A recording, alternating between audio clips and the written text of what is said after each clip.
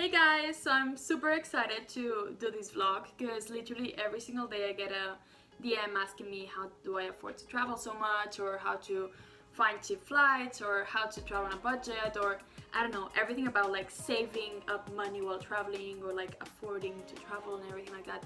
So I'm very excited to share my insights with you so we can all travel happily ever after.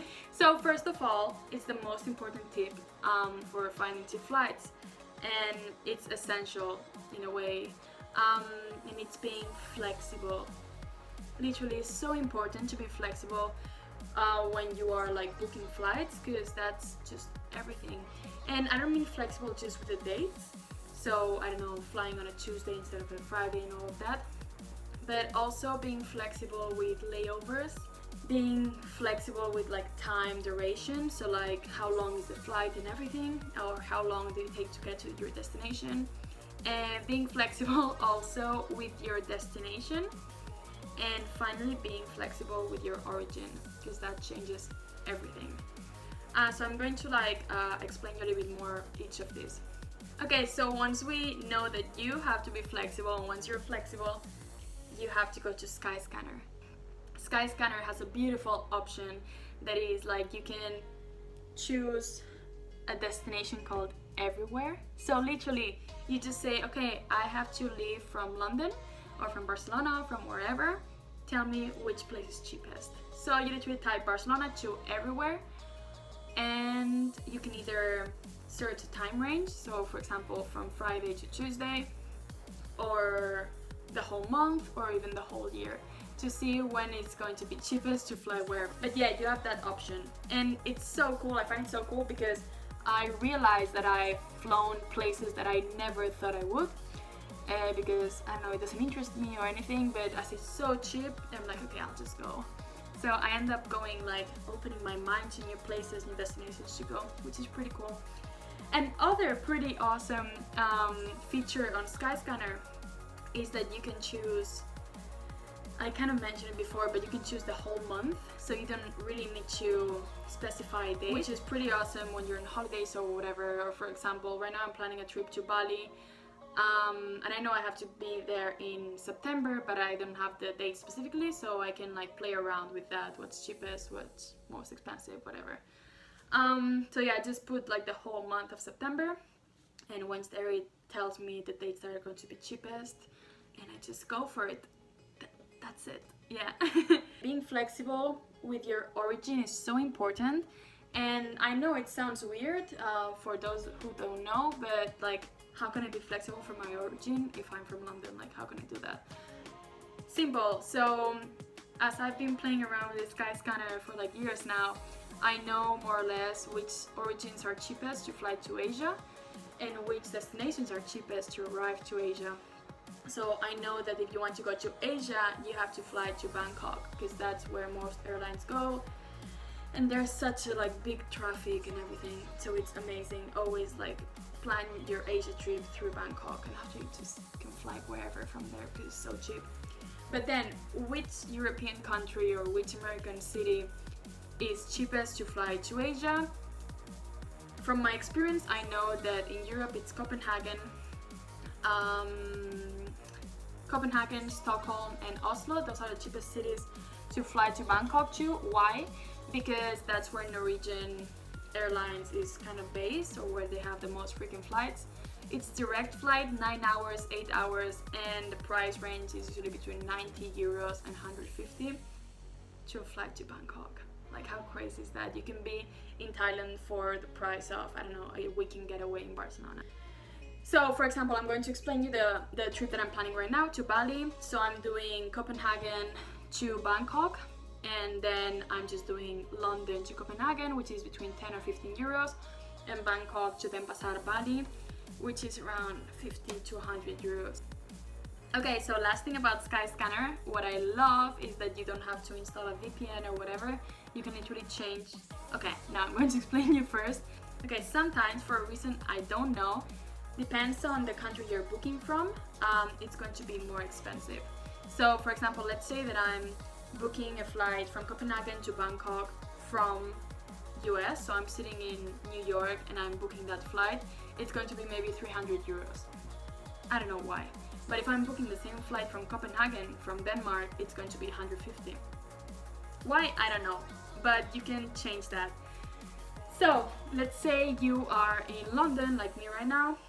So your Skyscanner, it's predeterminated, I don't know that word, to UK, but you can change that to Denmark very easily. You just go up in the corner and put Denmark as your country, and then obviously it's going to go to Danish and like coronas or whatever the currency is. So you just change that back to euros and English or like dollars or whatever. And it's going to pretend that you're there. So you're going to save up so much money with this, like you don't even know.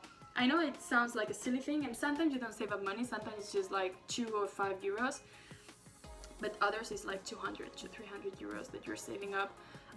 For example, okay, another tip with this is that if you're flying internally, so if you're flying from, I don't know, one city, from Barcelona to Madrid in Spain, put that you're from Spain. Don't say that you're from another country because it wouldn't make sense. But if you're flying internationally, so again, if you're flying from Copenhagen to Bangkok, who knows what's cheapest? I usually just try every country. No, but more or less I try like 10 or 12 countries just randomly. I try Spain, I try France, I try Romania, and like random ones like Madagascar, Nepal, Singapore, I don't know, like crazy ones, whatever appears, to check what's cheapest, because it's really like random. For sure there's like a code or something that I should know, but I don't know it, so I just do it randomly, and you save up a lot of money doing that. So yeah, just play around with Skyscanner. As I said, I've been doing it for years now, so I know, for example, that if you're flying from Paris, the cheapest destination in Asia is going to be Hong Kong. If you're flying from Milan, the cheapest destination is going to be Phuket in Thailand. If you're flying from Copenhagen or whatever, it's going to be Bangkok, etc, etc. From London, it's very cheap to go to Sri Lanka. Things like that, you just know it, you just learn it when you're obsessed with flying, yeah. But, okay, off with Skyscanner. Now let's go to the more technical ones. No, okay, one last thing. Never settle for one airport. So for example, when you're traveling around Europe, if you're going to like a minor city in a country, just go to the main one and get a train or get a bus or get an internal flight once after, because the prices can be like very expensive to go to a non-major airport.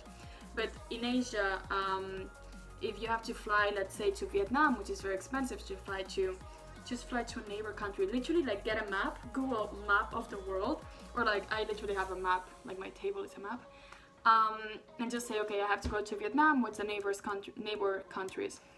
So casually, like, Thailand is very near Vietnam, so I just fly to Bangkok, and again I get an internal flight to Vietnam, to Ho Chi Minh, Hanoi, whatever.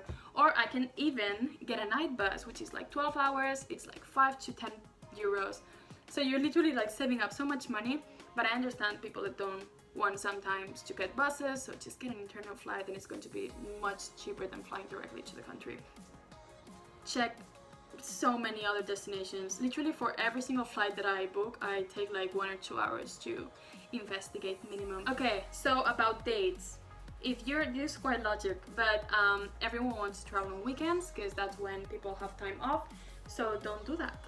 I know sometimes it's hard because we're all working, but if you are flexible and you can allow yourself not to fly on a Friday and go back on a Sunday, do it, because you're going to save quite a lot of money. Try flying between the week, like Tuesday to Wednesday, something like that. Tuesday to Wednesday, no, that's stupid, but Monday to Wednesdays, or I don't know, something like that. And other thing, which is very random, is that try booking your flight on a Tuesday. Like, not getting the flight on a Tuesday, but like researching flights on a Tuesday. Why? Because airlines put all their fresh offers on Tuesday, so it's like literally like markets. On Mondays they bring all the fresh fish. Actually, I don't know if it's on Mondays or not, but one day of the week they bring all the fresh products, and obviously if you're going like 5 days after, it's going to be like not fresh, you know, there's not going to be as many. So yeah, just research on a Tuesday, because then you're going to find like the best deals. Okay, one more thing, delete your cookies.